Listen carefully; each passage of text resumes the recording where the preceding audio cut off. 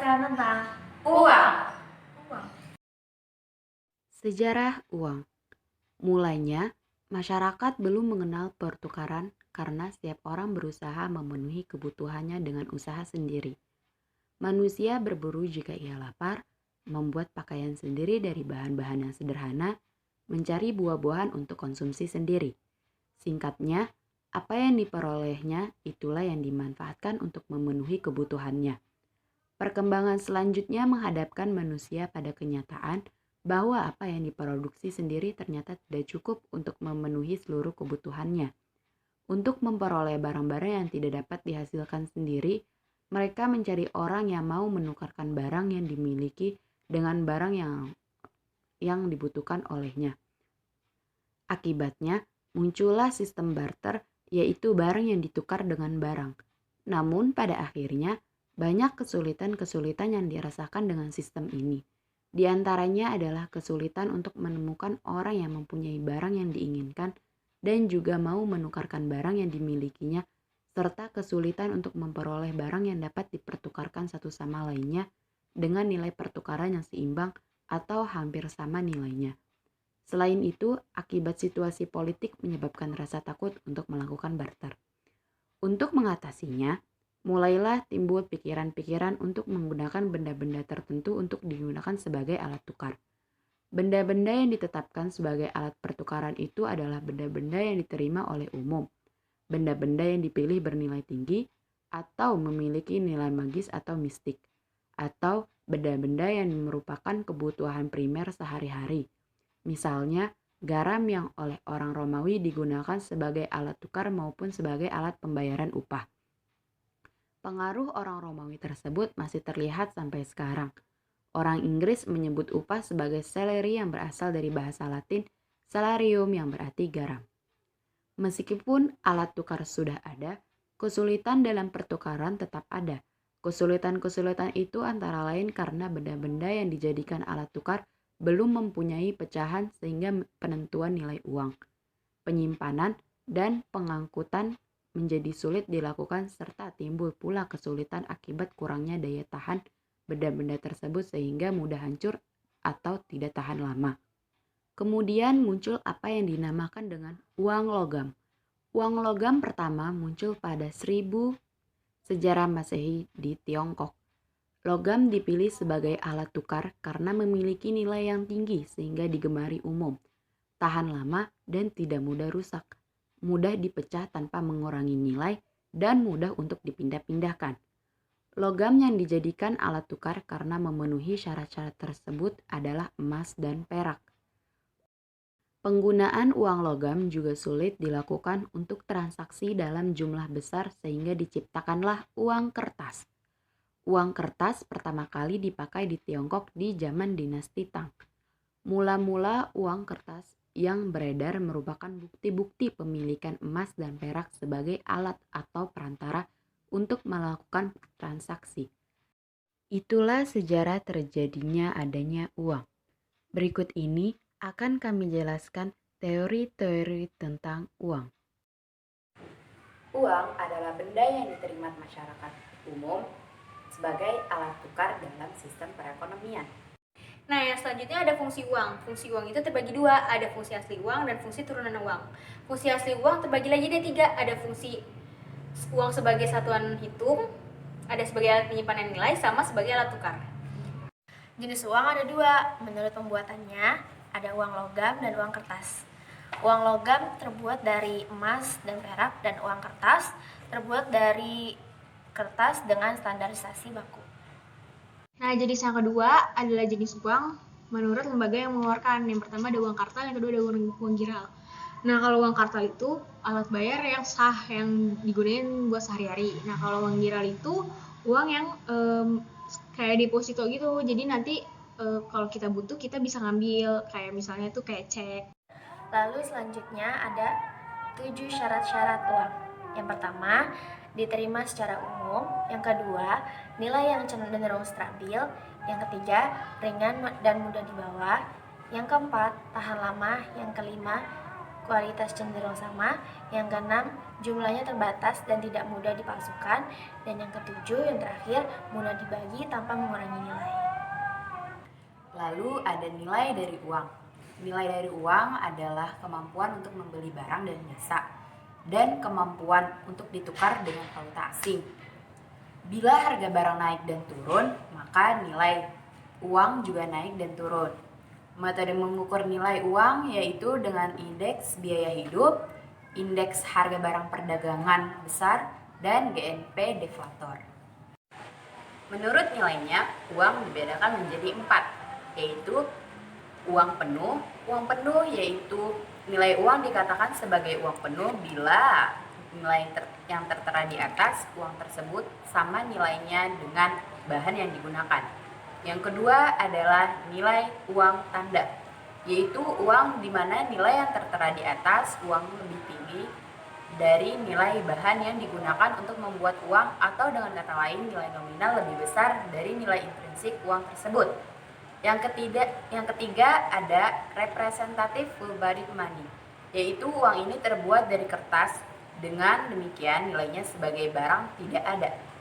Yang keempat ada credit money, yaitu jenis uang di mana nilainya sebagai uang lebih besar daripada nilai sebagai barang. Nah, selanjutnya ini ada uang yang tidak layak edar. Nah, uang yang tidak layak edar ini bisa kita tukerin ke kantor Bank Indonesia setempat atau pas waktu kas keliling Bank Indonesia. Uang tidak layak edar ini pasti ada penyebabnya kan, kenapa dia tidak layak edar. Nah, aku mau nyebutin 3 faktornya. Yang pertama, uangnya lusuh atau cacat. Nah, yang kedua, uangnya rusak. Yang tiga, uangnya itu ditarik dari peredaran. Nah, kalau misalnya uang rusak ini bisa dikenali ciri-ciri keasliannya sama memenuhi kriteria untuk penggantian uang rusak, maka Bank Indonesia ini harus ngeganti uang yang tidak layak edar ini sama uang layak edar sesuai sama jumlah nominal uang yang mau ditukerin itu. Nah, kalau ciri-ciri keasliannya itu sudah diketahui, maka si penukarnya ini harus mengisi formulir untuk diserahkan ke Bank Indonesia dan untuk meminta penelitian lebih lanjut lagi gitu. Nah, aku mau nyebutin beberapa mata uang yang ada di dunia. Yang pertama ada rupiah, pasti dari Indonesia. Yang kedua itu ada ringgit dari Malaysia. Yang ketiga ada yen dari Jepang. Yang keempat ada pound sterling dari Inggris. Yang kelima ada dolar yang dari Amerika. Nah, itu ada 5 mata uang yang ada di dunia. Sisanya pasti masih banyak lagi. Bisa kalian searching di Google ya. Itu aku sebutin 5. Oke. Selanjutnya ialah peranan uang dalam ekonomi.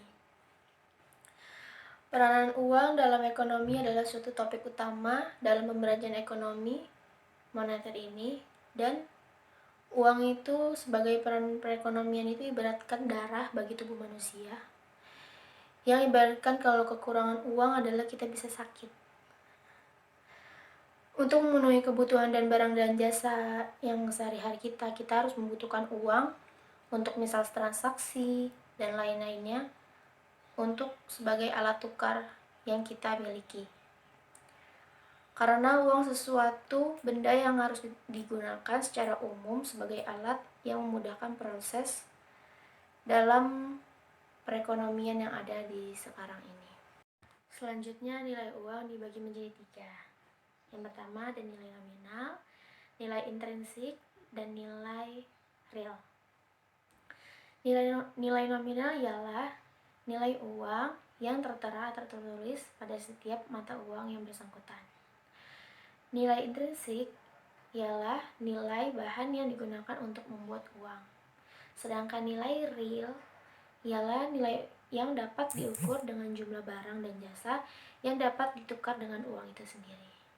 Seperti yang sudah dijelaskan sebelumnya, berikut contoh-contoh mata uang negara Asia Tenggara atau ASEAN. Indonesia bermata uang rupiah. 2. Malaysia bermata uang ringgit atau dolar Malaysia. 3. Brunei Darussalam bermata uang dolar Brunei Darussalam. 4. Thailand bermata uang baht. 5. Myanmar bermata uang kyat. 6. Laos bermata uang New Kip. 7. Kamboja bermata uang rial. 8. Singapura bermata uang dolar Singapura.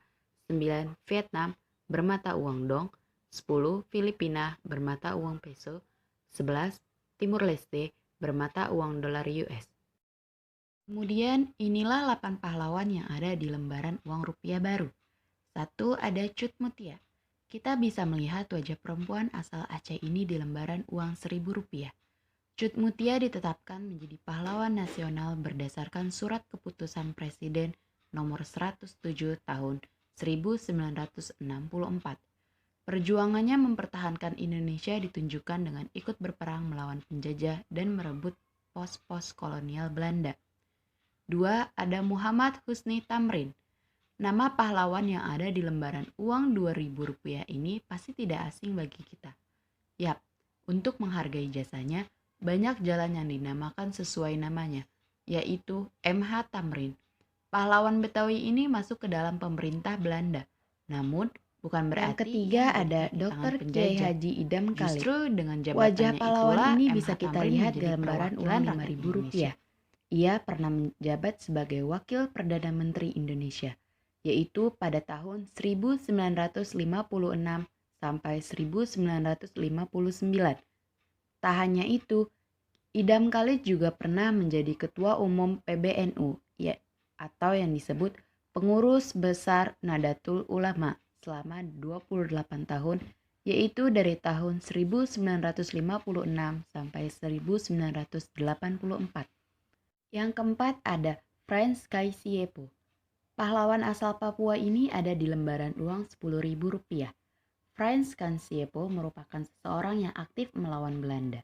Ia bahkan rela diasingkan karena menolak untuk diangkat menjadi perwakilan Belanda di konferensi Meja Bundar. Tak hanya memperjuangkan Indonesia, Frans Kaisiepo juga berjuang menentang rencana pembentukan negara Indonesia Timur. Ia mengubah nama Nederland New Guinea menjadi Irian atau ikut Republik Indonesia Anti-Nederland. Yang kelima ada Dr. JSSJ Ratulangi. Nama pahlawan yang ada di lembaran uang Rp20.000 ini lebih terkenal dengan sebutan Sam Ratulangi. Ia merupakan pahlawan di bidang pendidikan. Pahlawan asal Manado ini berjuang agar semua rakyat Indonesia mendapat pendidikan yang baik. Setelah Indonesia merdeka, Sam Ratulangi diangkat menjadi gubernur pertama Sulawesi Utara. Yang keenam, ada Insinyur Haji Juanda Kartawijaya. Pahlawan ini bisa kita lihat wajahnya di lembaran uang Rp50.000. Juanda Kartawijaya pernah memimpin para pemuda dalam merebut jawatan kereta api dari Jepang setelah Indonesia merdeka. Tak hanya itu, ia juga berhasil merebut jawatan pertambangan, karesidenan, dan objek-objek militer di Bandung bagian utara. Perjuangannya itu membuatnya diangkat menjadi kepala jawatan kereta api wilayah Jawa dan Madura. Ia juga pernah menjadi Menteri Perhubungan, bahkan ia pernah menjadi Perdana Menteri pada tahun 1959. Dan yang ketujuh ada Muhammad Hatta. Wakil Presiden pertama Indonesia yang terkenal dengan sebutan Bung Hatta ini ada di lembaran uang Rp100.000 berdampingan dengan Presiden pertama Indonesia. Karena kecerdasan dan jiwa kepemimpinannya, ia menjadi pemimpin di banyak organisasi sosial dan politik pada waktu itu. Ia mendapat gelar pahlawan pada tahun 1986 bersamaan dengan Bung Karno. Dan yang terakhir ada Insinyur Soekarno. Namanya ada di semua buku sejarah sebagai Bapak Proklamator sekaligus Presiden pertama Indonesia. Pahlawan nasional yang sering dipanggil Bung Karno ini berdampingan dengan Bung Hatta pada lembar uang Rp100.000. Soekarno merupakan orang yang pertama kali mencetuskan konsep Pancasila sebagai dasar negara Indonesia. Bahkan nama Pancasila itu juga diciptakan olehnya. Bung Karno dan Bung Hatta sangat berjasa bagi kemerdekaan dan pemerintahan awal Indonesia. Berikut uang kertas Rp75.000 diedarkan pada tanggal 17 Agustus 2020 dengan gambar utama sisi depan pahlawan nasional Insinyur Soekarno dan Dr. Andes Muhammad Hatta, gambar pengibaran bendera pada peristiwa proklamasi 17 Agustus 1945, gambar pembangunan infrastruktur Indonesia berupa tol Trans Jawa, jembatan Yutefa Papua, dan Moda Raya Terpadu Jakarta, gambar motif songket yang berasal dari daerah Sumatera Selatan, dan gambar gunungan wayang. Gambar belakang uang kertas 75.000 adalah gambar anak Indonesia dengan pakaian adat daerah, satelit merah putih, dan gambar peta wilayah Indonesia di dalam bola dunia. Warna dominan dari uang 75.000 adalah merah dan putih. Tanda air uang 75.000 adalah Soekarno dan Muhammad Hatta. Demikian penjelasan dari kami mengenai hal-hal tentang uang. Mohon maaf apabila ada salah kata ataupun pengucapan yang kurang berkenan. Sampai di sini saja. Terima kasih. Wassalamualaikum warahmatullahi wabarakatuh.